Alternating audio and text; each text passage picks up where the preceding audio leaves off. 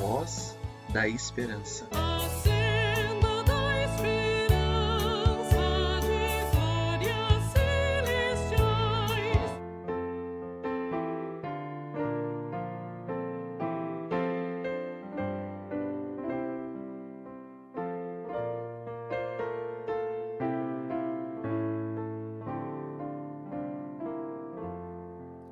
Solene, tão sereno, é tudo em derredor. Meu coração exulta no dia do Senhor.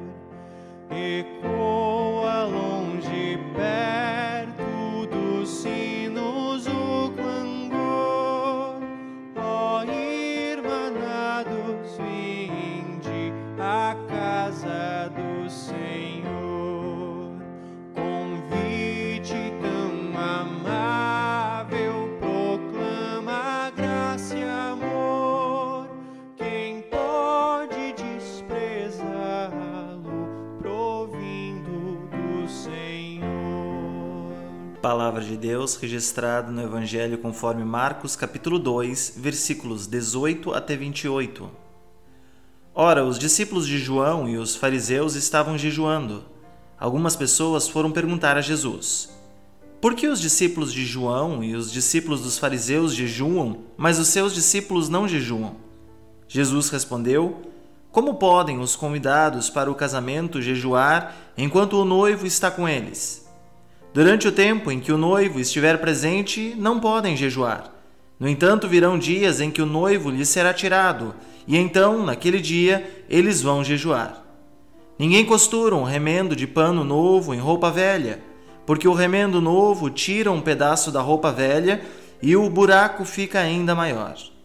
E ninguém põe vinho novo em odres velhos, porque se fizer isso, o vinho romperá os odres e se perdem tanto o vinho como os odres. Mas põe-se vinho novo em odres novos. Aconteceu que num sábado Jesus atravessava as searas e os seus discípulos, ao passar, começaram a colher espigas. Então os fariseus disseram a Jesus: olhe, por que eles estão fazendo o que não é lícito aos sábados? Ele lhes respondeu: vocês nunca leram o que Davi fez quando se viu em necessidade e teve fome? Ele e os seus companheiros? Como entrou na casa de Deus, no tempo do sumo sacerdote Abiatar, e comeu os pães da proposição, os quais só aos sacerdotes era lícito comer, e ainda deu esses pães aos seus companheiros?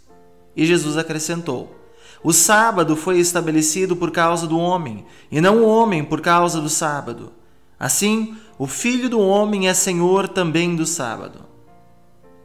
Esses que Marcos relata no final do capítulo 2 são apenas dois exemplos em que vemos Jesus sendo criticado por seus discípulos não seguirem preceitos religiosos da época. Primeiro, as pessoas notam que, diferente dos discípulos de João Batista e dos fariseus, os discípulos de Jesus não seguiam as regras observadas na época a respeito do jejum e questionam isso. Depois, quando os fariseus veem os discípulos de Jesus catarem espigas num sábado enquanto atravessavam uma plantação, questionam por que eles não seguiam as regras observadas na época a respeito do sábado. Nos dois casos, Jesus responde apontando o que eles não estavam observando e seguindo enquanto apontavam para regras religiosas. O próprio Jesus, o noivo e senhor do sábado. O erro que vemos sendo cometido aqui continua sendo frequentemente cometido. Não importa se trata-se apenas de tradições religiosas que poderiam ser ignoradas sem pecado, ou se trata-se de mandamentos divinos revelados na Escritura, o erro é o mesmo. É quando, sejam mandamentos divinos ou tradições religiosas, eles são vistos como regras arbitrárias estabelecidas simplesmente para ver quem seria capaz de cumpri-las e quem não. Quando isso acontece, Deus é visto meio que como o criador e telespectador único de um reality show em que nós estamos confinados. Seus mandamentos arbitrários são como provas desse reality e, se não conseguirmos passar por elas, seremos eliminados do programa ou, pelo menos, perderemos pontos com Deus e deixaremos de ganhar alguma recompensa ou bênção. Mas os mandamentos de Deus estão longe de ser regras arbitrárias. Eles, na verdade, descrevem a vida humana que Deus nos criou para viver, em harmonia com Deus e com o nosso próximo. E se as tradições da Igreja forem simplesmente regras arbitrárias, então deveriam, de fato, ser simplesmente abandonadas. Elas deveriam chamar a nossa atenção para a presença do noivo entre nós e nunca nos distrair dela. O sábado, por exemplo, como Jesus destaca, foi criado porque o ser humano precisava dele. Não foi o ser humano que foi criado para servir o sábado. Um dia de descanso existe porque o ser humano precisa desse descanso para restaurar as forças. Um dia de culto existe porque o ser humano precisa também se reabastecer alimentando-se da palavra de Deus. Não são, de forma alguma, regras arbitrárias para ver quem consegue ou não passar pelo teste. Enquanto olharmos para essas coisas como regras arbitrárias, estaremos distraídos com elas e não perceberemos a presença do noivo em nosso meio.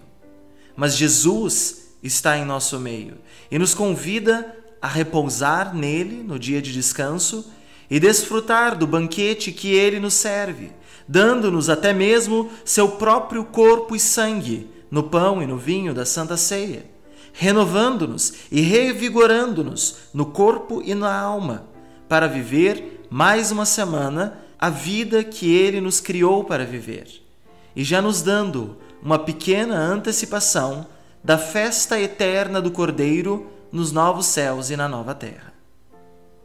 Nós oramos. Senhor Deus, que a pregação e a Tua palavra nunca sejam desprezadas entre nós, mas sempre considerada santa, a fim de que, ao ouvi-la e aprendê-la, sejamos por Ti alimentados e fortalecidos. Suplicamos que o Teu reino venha entre nós. Dá-nos o Teu Espírito Santo para crermos, por Tua graça, em Tua Santa Palavra e vivermos uma vida contigo neste mundo e na eternidade. Em nome de Jesus. Amém.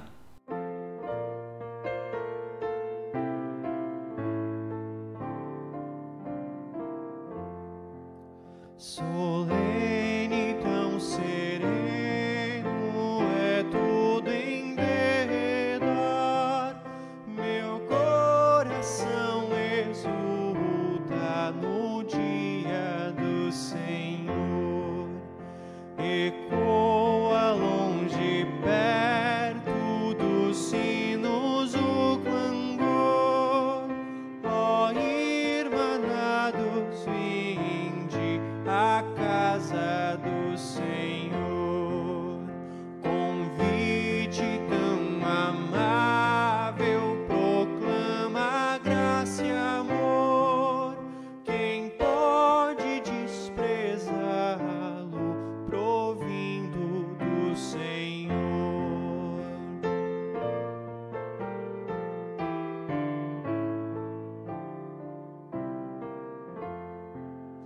Do Verbo a luz radiante, eleva em seu